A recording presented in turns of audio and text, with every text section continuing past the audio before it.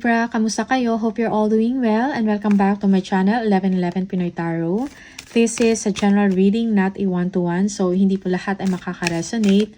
However, you can check and watch your moon, rising, and Venus placements dahil minsan mas nakaka-resonate kayo doon kaysa inyong sun sign and makakakuha kayo ng mga dagdag na mensahe na para sa inyo. Please subscribe, like, comment, and share, and please tap the bell for updates. Maraming salamat sa inyo, Libra. Let's see what are the energies and the messages for you for the month of September. Ano yung mga gabay, mensahe, energies for Libra for the month of September. Libra, energies and messages. Ano yung gabay for the month of September for Libra? Okay. The Star. Wow, happy times. Okay. Blessings. Okay. Magkakaroon ng hope. For some of you, there is healing in your situation. Okay. Yeah. Kung may mga previews kayo na mga hindi maganda na pinagdaanan, okay, magkakaroon kayo ng pag-asa, okay, and enlightenment. Okay. You will be able to develop strength and fearlessness in your situation. Okay. Hope, illumination, and renewal in your situation. May mga blessings and abundance, no? Na paparating sa inyo after some upheaval or mga problema or pagkawala, no? Some loss in your situation. Okay. After some pain, after some sadness, yeah. Merong healing, blessings for you. Okay.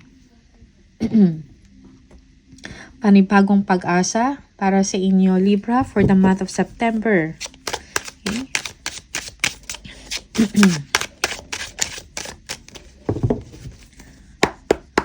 Libra, messages and energies for the month of September. Ano yung mga kapay? Paparating na mga kapay. Energies for Libra.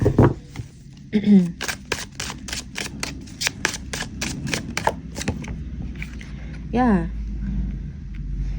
Oh, for some of you, you will be taking a trip, no? Okay. You are going towards calmer waters. You know you deserve better. Okay. Things are looking great or looking good for you. Okay. Yeah. Again, the star, it's a confirmation, no? You have a guiding star. May mga blessings, illumination, renewal, and healing in your situation. Okay? For some of you, make a wish.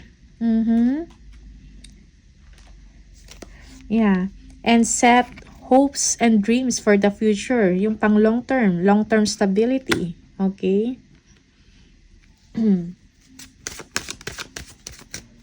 Yeah, yung iba sa inyo, you are moving beyond past pains. Yeah. Okay. Yung mga conflict mo dati, okay, magkakaroon ka ng bagong chapter ng inyong buhay.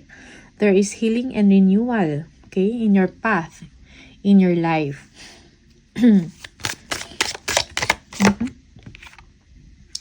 The Lovers, okay. You will be making smart decisions, wise decisions, or smart choices in your life. Most especially in your relationship or dealing with your intimate relationship, okay? Magiging maayos or magiging wiser ka na ngayon sa pagdala or pag-lead ng isang relasyon. Okay? Yeah.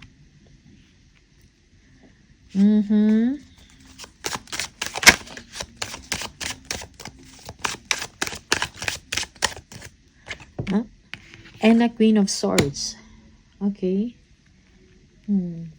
You will be, yung malalagpasan mo yung mga pagsubok at mga pains sa inyong life, sa inyong relasyon. Okay.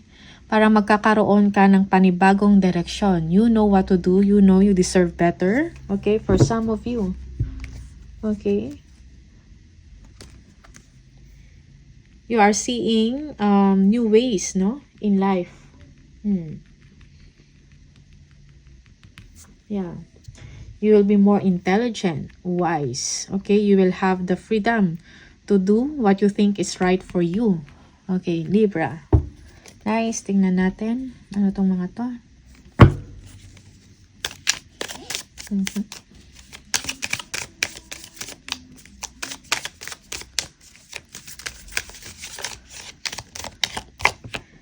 Yeah, Page of Cups. New life. Okay. Something fresh. Okay. Fresh and calmness, pagkalma, bagong buhay. Okay, new feelings for you. Okay. Because you are passing difficult times or you are passing conflict. Okay, or mga problema sa inyong buhay or sa inyong sitwasyon. Pwede sa inyong intimate relationship or even parang sa isip nyo, magkakaroon kayo ng peace of mind.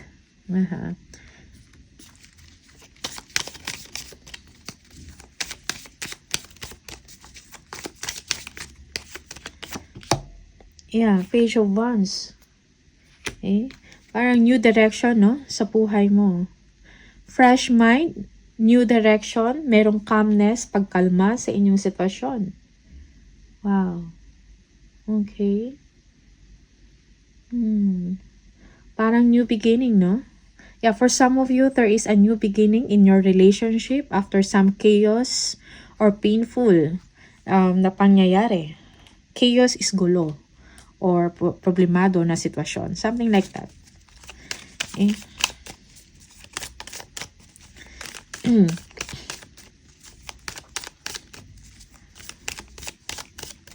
Yeah.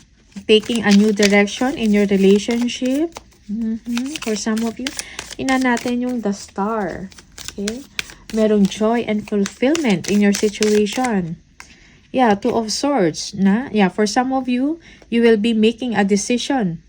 You will be achieving clarity of mind. Okay? Yeah.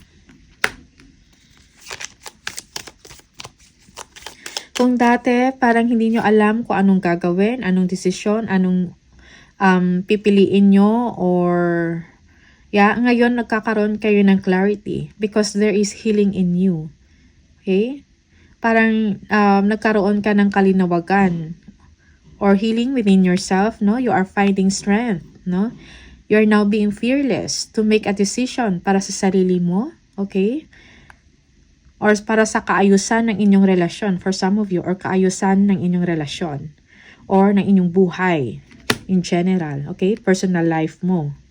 Okay, just take what resonates for you and leave the rest kung hindi para sa inyo. Okay?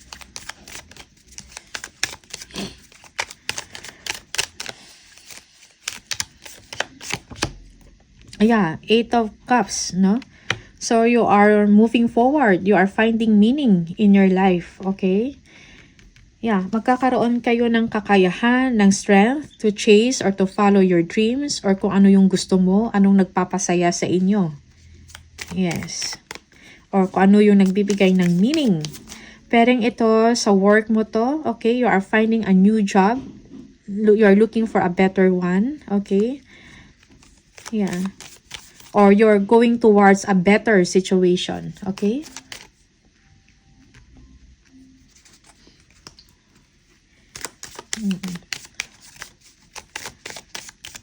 The Lovers. Tingnan natin.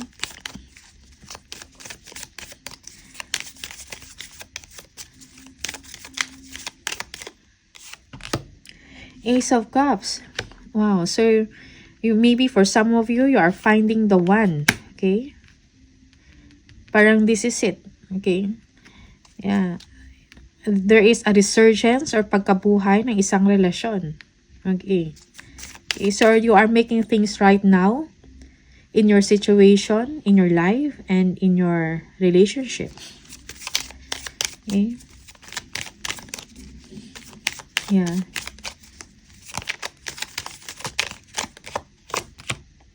Death. Yes, definitely there is a renewal, no? So, shedding the old and embracing the new one. New mindset, okay? Merong pagbabago sa inyong relationship or sa inyong sarili, okay? if you are not involved with someone. Yeah. You are choosing yourself for some of you, and you are making a better life, no?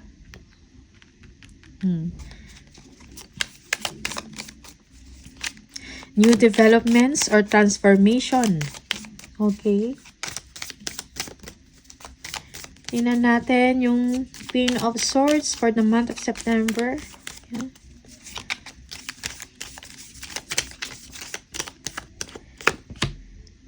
The Hermit.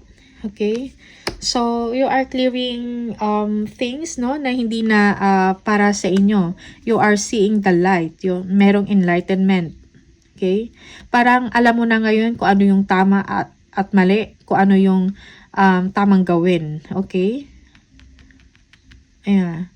So, enlightenment. You are finding answers. You are clearing away things that no longer serves you. Okay? New start for some of you. Okay? You are enlightened. Parang alam mo na ngayon kung ano yung gusto mo. Alam mo na yung direction mo na tatahakin. Okay?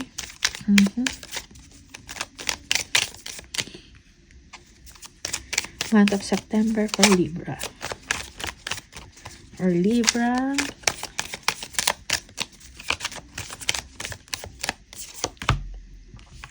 Yeah, Wheel of Fortune. Okay?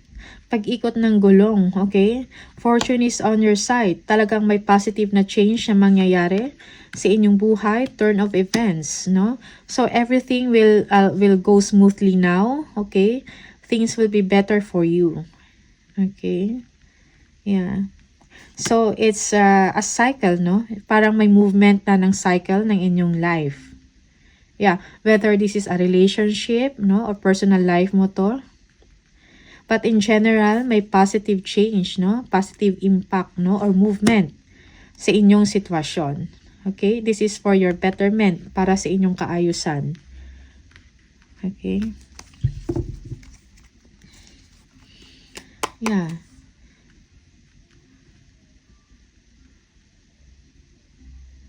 Yes. Okay. Tingnan natin ano yung mga additional na message for Libra. Very direct ang inyong reading. Okay. Because of some introspection, parang alam mo na ngayon kung ano yung tama mo or yung dapat mong gawin. Okay. In your life.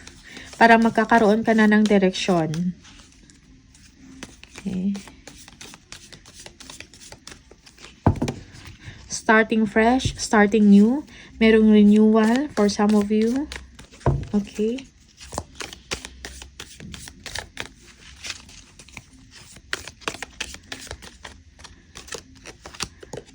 Fly, a period of ill health, depression. Okay, for some of you, you need to be strong. Okay, ingatan ang inyong kalusugan. Okay. Throne, position of authority. Okay, merong level up in your work. For some of you, change of job title. Okay, level up. Mag-upgrade. Boot.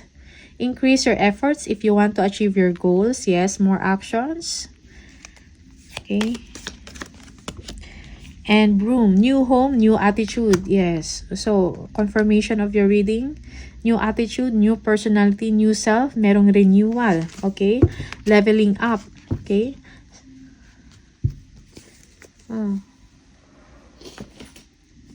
Okay. Tingnan natin. Spirit message.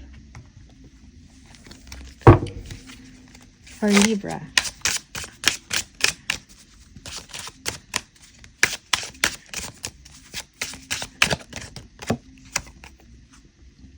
You need to ignore what everyone else is doing and achieving. Your life is about breaking your own limits and outgrowing yourself to live your best life. Okay? Huwag makipagkumpetensya.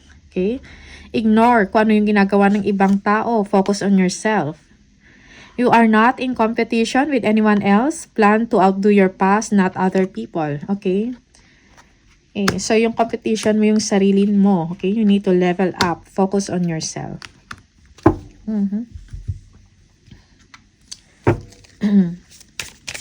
Additional message for Libra. An angel message for Libra. Cooperation instead of competition. Again, competition. What's yours is yours and no one can take it from you. There is no need to compete as there is an abundance for all. You have complete access to unlimited abundance for yourself and to share with others. With cooperative partnership, you can accomplish anything. Okay? So, Libra, these are the messages for you. All the best. Thank you so much and I'll see you on the next video. Bye.